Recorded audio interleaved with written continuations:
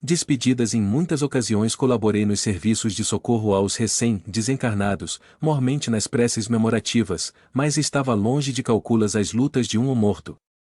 Amargurado e aflito qual me achava, ponderei os sofrimentos dos que abandonam a experiência física sem qualquer preparação. Se eu, que consagrara longos anos aos estudos espiritualistas, encontrava óbices tão grandes, que não correria aos homens comuns, que não cogitam dos problemas relativos à alma. Ali, à frente de meus próprios amigos, sentia-me num torvelinho de contraditórias sensações. Para quem apelar? Atenções perturbadoras. Marta afagou-me a cabeça exausta e pediu-me calma. Esclareceu que as dificuldades eram justas. Muita gente se despede do mundo carnal sem obstáculos e sem desagradáveis incidentes. Inúmeras almas dormem longuíssimos sonos, outras nada percebem, na inconsciência infantil em que vazam as impressões. Comigo, porém, a situação se modificava. Adestrar a mente para enfrentar a grande transição, no campo de serviço ativo a que me dedicara. Convivera com os problemas do espírito, durante muito tempo, em esforço diário. Fizera relações extensas entre encarnados e desencarnadas. E não poderia evitar que perante o corpo inerte se concentrassem manifestações mentais heterogêneas. Nem todos os pensamentos ali congregados traduziam amor e auxílio fraternais. As opiniões a meu respeito divergiam entre si, formando corrente de força menos simpáticas. Alguns conhecidos me atiravam flores que eu não merecia, ao passo que outros me crivavam de espinhos dilacerantes. Situava-se, pois, num quadro de impressões complexas. As informações procediam da filha querida, em suaves esclarecimentos. Acrescentou que não devia preocupar-me em excesso. A perturbação era passageira. Quando se dispersassem as atenções centralizadas no funeral, respiraria contente. Contrafeito, registrei as explicações, meditando no ensinamento que recebia. A vida real para mim, agora, era do espírito, a que recomeçava com a extinção da carcaça física.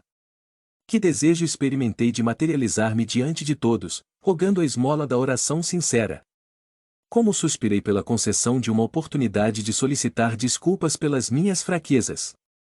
Se os amigos presentes me esquecessem os erros humanos e me auxiliassem com a prece, naturalmente o equilíbrio me beneficiaria imediatamente. Vigorosos recursos os sustentariam o coração. Mas, era tarde para ensinar atitudes íntimas, de caridade e perdão. Pensei nos que haviam partido, antes de mim, experimentando as aflições que me assaltavam, e consolei-me. E não me esqueci de que os encarnados ajuizaram com tanta facilidade, relativamente à minha situação, também seriam chamados, depois, à verdade espiritual, tanto quanto ocorria a mim mesmo. Não me cabia reagir inutilmente por intermédio da angústia. O tempo é o nosso abençoado renovador. Desligado enfim mais alguns instantes escoaram difíceis, quando inopinado abalo me revolveu o ser. Supus haver sido projetado a enorme distância. O irmão Andrade e Marta, naturalmente prevenidos, ampararam-me com mais forças. Confesso que o choque me assaltou com tão grande violência que julguei chegado o momento de outra morte. Dentro em pouco, no entanto, o coração se refez, equilibrou-se a respiração e Bezerra surgiu, sorridente, a indagar se o desligamento ocorrerá normal. Abraçaram-me os três, satisfeitos. Explicou-me o respeitável benfeitor que, até ali, meu corpo espiritual fora como que um obalão cativo, mas doravante disporia de real liberdade interior. Pensaria com clareza, movimentar-me-ia sem obstáculos e deteria faculdades mais precisas. Com efeito, não obstante sentir-me enfraquecido e sonolento, guardava mais segurança. Meus olhos e ouvidos, principalmente, registravam imagens e sons, com relativa exatidão. As perturbações da hora não me afetavam com intensidade de minutos antes. Esclareceu Bezerra que, na maioria dos casos, não seria possível libertar-os desencarnados tão apressadamente, que a rápida solução do problema liberatório dependia, em grande parte, da vida mental e dos ideais a que se liga ao homem na experiência terrestre. Recomendou-me observar por mim mesmo as transformações de que era objetivo. Examinei-me, com atenção, e reparei efetivamente que, no íntimo, me achava fortalecido e remoçado, sem a carga de mazelas fisiológicas. Conseguia locomover-me sem auxílio, embora imperfeitamente. Inalava o ar com alegria e Marta notou que meu júbilo será maior e minha sensação de leveza mais fascinante, quando eu pudesse respirar o oxigênio de cima, qual nadador que bebe a água cristalina da corrente purificada, distante do tisnado líquido das margens. Francamente, a morte do corpo fora milagroso banho de rejuvenescimento. Sentia-me alegre, robusto e feliz. Readquirindo minhas possibilidades de analisar com exatidão, passei a refletir nos problemas de ordem material. Como se fixaria o futuro doméstico? Que providências mobilizar a benefício de todos? Tais indagações como que me requisitavam a mente a plano diverso. Faleciam-me as forças de novo. Bezerra percebeu o que se passava, bateu-me nos ombros amigavelmente, e aconselhou: Você conhece agora, mais que nunca, o poder do pensamento. Procure o alto.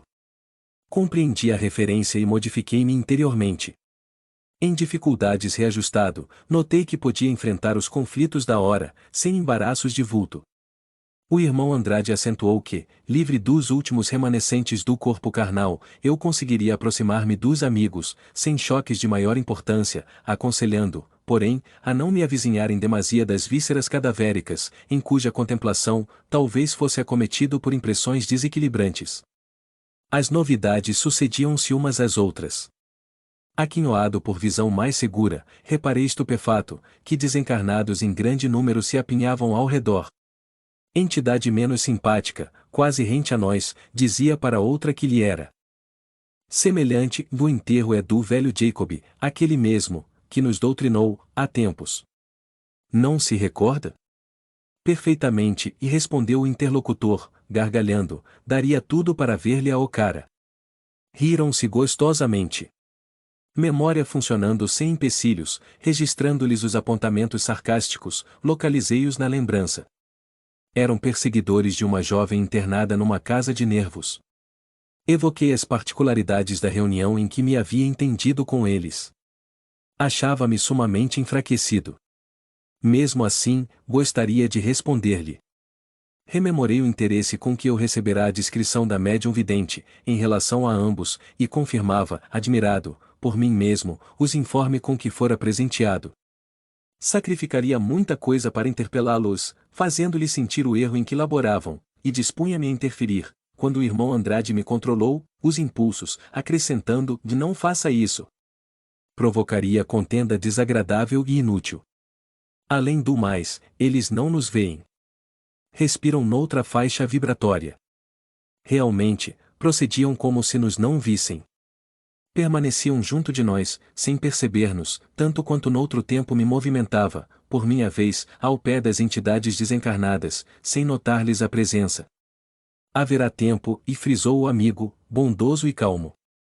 Observando meu encorajamento, conduziram-me os três à vizinhança imediata do corpo hirto. Não obstante as melhoras de que me sentia possuído, não consegui atravessar a onda de força que se improvisara ao longo dos veículos. Desejava ardentemente penetrar o recinto doméstico e, sobretudo, espargir, sobre os entes amados que ficariam distantes, os meus pensamentos de amor, reconhecimento e esperança. Bezerra, porém, avisou prudentemente: não insistamos. É desaconselhável por agora, a pedra de reservas. Contentei-me, buscando avistar amigos nos automóveis. Grupinho de conhecidos atraiu-me a atenção. Avancei para eles, mas fui constrangido a afastar-me, decepcionado. Comentavam a política, em agressiva atitude. Mergulhavam a mente em disputas desnecessárias. Pela primeira vez, verifiquei que os espíritos inferiores não se comunicam somente nas sessões doutrinárias. A palestra, apesar de desenvolver-se discreta, apresentava notas de intercâmbio com o plano invisível, em cujos domínios ingressava eu, receoso e encantado. Um amigo expressava-se quanto aos problemas da vereança municipal, perfeitamente entrosado com uma entidade menos digna que, ali ante meus olhos espantados, o subjugava quase que por completo, obrigando-o a proferir sentenças desrespeitosas e cruéis. Retrocedi, instintivamente. Você, Jacob, falou Bezerra, em tom grave, por enquanto ainda não pode suportar estes dados mentais. Encaminhamo-nos, então, para outro ângulo da rua. Descobri nova agremiação de pessoas às quais me afeiçoara profundamente. Busquei-lhes a companhia, ansioso, seguido de perto pelos benfeitores, contudo, outra desilusão me aguardava. Falava-se em voz baixa, sobre as despesas prováveis com o enterramento dos meus despojos. Emitia-se julgamento apressado, envolvendo-se meu nome em impressões desarmoniosas e rudes. Recuei, como já o fizera. Bezerra abraçou-me, compreensivo, e receitou paciência. Abeirava-me de profundo desalento, quando não longe, em certo veículo, observei a formação de lindos círculos de luz. O irmão Andrade, atendendo-me à indagação silenciosa, esclareceu que naquele carro, temos a claridade da oração sincera. Pedi aos protetores me auxiliassem a procurar semelhante abrigo, mais depressa. Alcancei-o e rejubilei-me. Alguns companheiros ofertavam-me os recursos da prece santificante. Tamanho foi o meu contentamento que quase me ajoelhei, feliz. Aquela rogativa que formulava a Jesus, em benefício de minha paz, constituía a dádiva celeste. Do pequeno conjunto emanava energia confortadora que me penetrava à maneira de chuva balsâmica. A oração influenciara-me docemente. Creio que os recém-desencarnados quase sempre necessitam do pensamento fraterno dos que se demoram no círculo carnal. Explicou Bezerra que os recém-libertos comumente precisam do socorro espiritual dos entes queridos para se desembaraçarem sem delonga dos liames que ainda os prendem à experiência material. Com o auxílio dos que ficam, aqueles que partem seguem mais livremente ao encontro do porvir. Ante a necrópole assistia, enfim, ao sepultamento de minhas vísceras cansadas. A solenidade, referentemente a qual tanta vez me reportara, descortinava-se-me ao olhar possuído de assombro. De envolta com as relações afetivas do mundo compacta assembleia de desencarnados se pôs em movimento. Nosso grupo continuava reduzido, mas aumentara. Outros amigos se reuniram a nós, abraçando-me. Declarava-me desejosos de me acompanhar na passagem para a esfera próxima. Intensa curiosidade dominava minhas emoções, quando o cortejo estacou. Era a entrada para a necrópole, afinal. Todo o local se enchia de gente desencarnada. Francamente, intentei seguir para dentro, mas Bezerra, num abraço fraternal, recomendou, compassivo, meu amigo, não tente a lição agora. Recordemos a parábola e deixemos aos mortos o cuidado de enterrar os mortos. Em seguida, solicitou aos novos circunstantes nos deixassem a sós, até o instante da retirada definitiva. Percebendo-me o desapontamento, observou-me, bem-humorado, Jacob, você não sabe o que está desejando. Por enquanto, os enterros muito concorridos impõem grandes perturbações à alma. Além disso, não desconhece que as vibrações daqueles que o amam procurá-lo em qualquer parte. Em virtude do parecer respeitável, afastei-me do corpo moto, no momento em que penetrava a nova moradia. A passagem quantas vezes julguei que morrer constituísse mera libertação, que a alma, ao se desvencilhar dos laços carnais, voejaria em plena atmosfera usando as faculdades volitivas. Entretanto, se é fácil alijar o veículo físico, é muito difícil abandonar a velha morada do mundo. Posso hoje dizer que os elos morais são muito mais fortes que os liames da carne, se o homem não se preparou, convenientemente, para a renúncia aos hábitos antigos e comodidades dos sentidos corporais, demorar-se-á preso ao mesmo campo de luta em que a veste de carne se decompõe e desaparece. E se esse homem complicou o destino, assumindo graves compromissos à frente dos semelhantes, através de ações criminosas, debater-se-á, chorará e reclamará embalde, porque as leis que mantêm coesos os astros do céu e as células da terra lhe determinam o encarceramento nas próprias criações inferiores. Se o bem salva e ilumina, o mal perde e obscurece. Livremo-nos do débito, para que não venhamos a mergulhar no resgate laborioso, e corrijamos o erro, enquanto a hora é favorável, evitando a retificação muita vez dolorosa. Na expectativa inquietante agora, que me desembaraçara do corpo grosseiro, então restituído à terra, mãe comum das formas mortais, intrigava-me o próprio destino. Abandonamos o cemitério e, preocupado, reparei que Marta sorria afavelmente para mim. Bezerra e o irmão Andrade despediram-se com afetuoso abraço, declarando que nos esperariam dentro de 2 horas, em determinado sítio fronteiro ao mar. Minha filha respondeu por mim, afirmando que não faltaríamos. Sozinhos, agora, perguntou-me se não pretendia dizer adeus ao antigo ninho doméstico.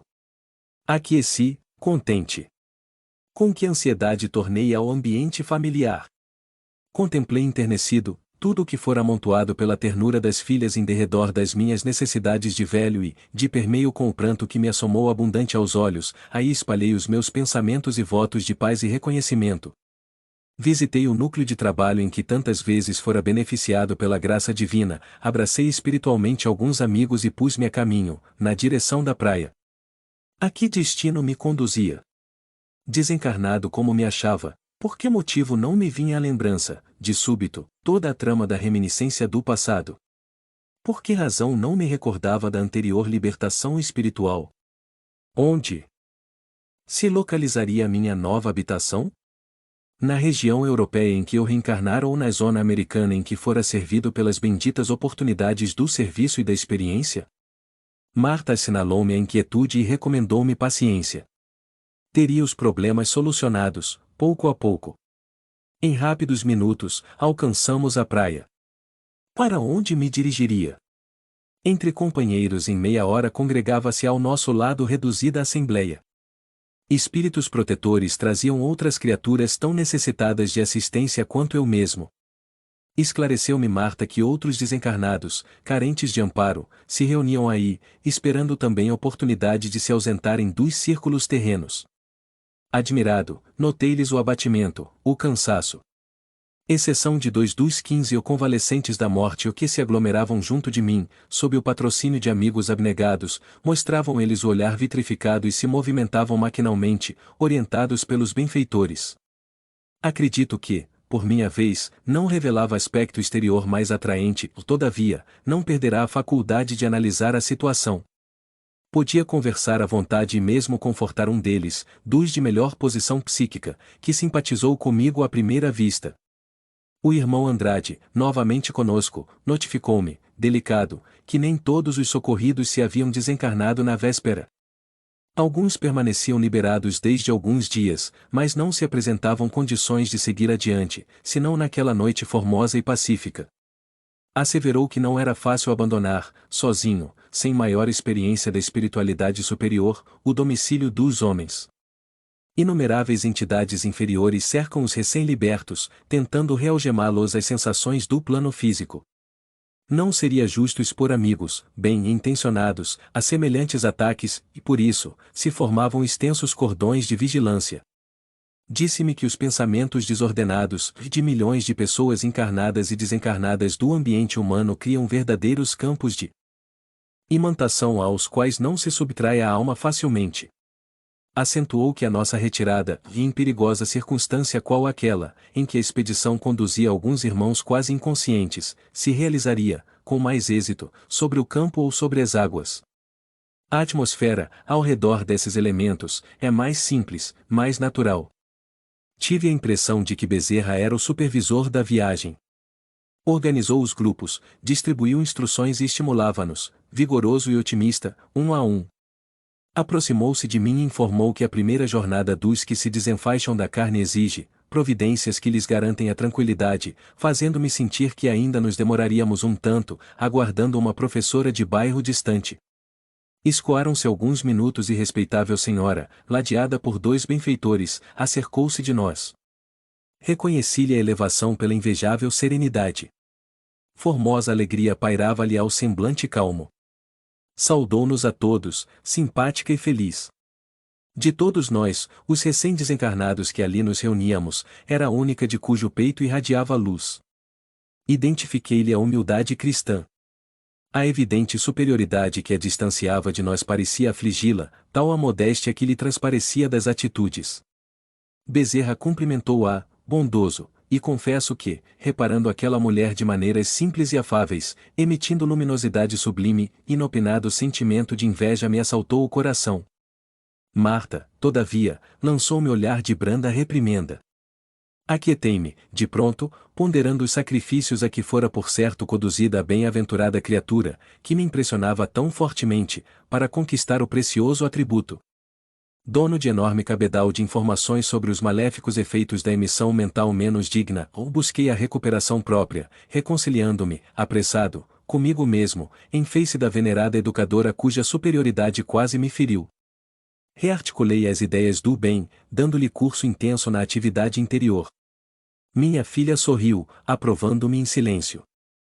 O aviso de Bezerra tão preparados quanto possíveis para a marcha, Bezerra tomou a palavra conselheiral, dando-nos a conhecer os percalços do caminho. Não posso reproduzir-lhe as observações ao pé da letra, mas o grande benfeitor anunciou que nos aguardariam surpresas dolorosas, na hipótese de não sabermos manter serenidade e desapego.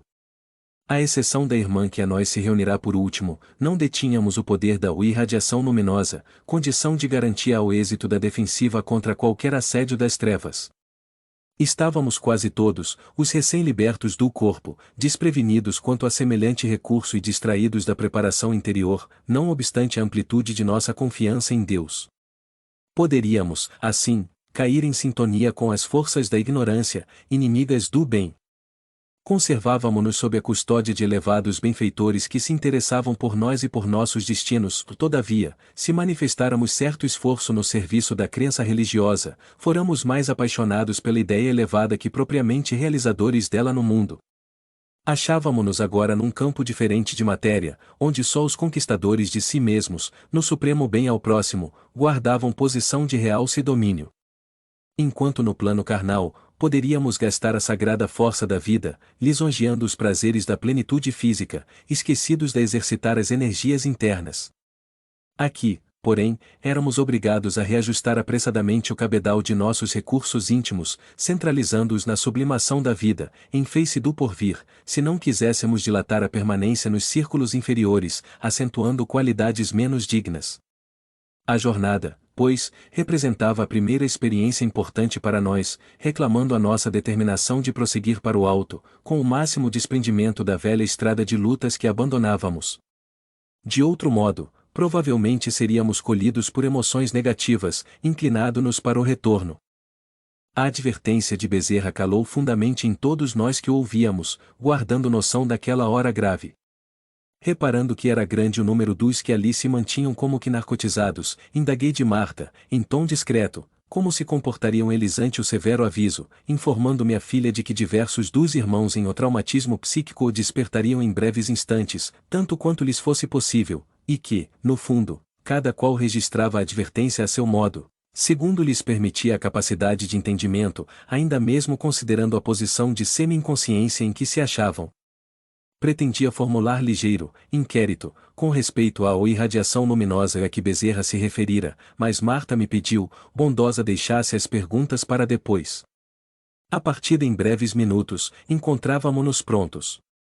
O irmão Andrade e Marta sustentavam-me com os braços, lado a lado. Outros grupos se formaram.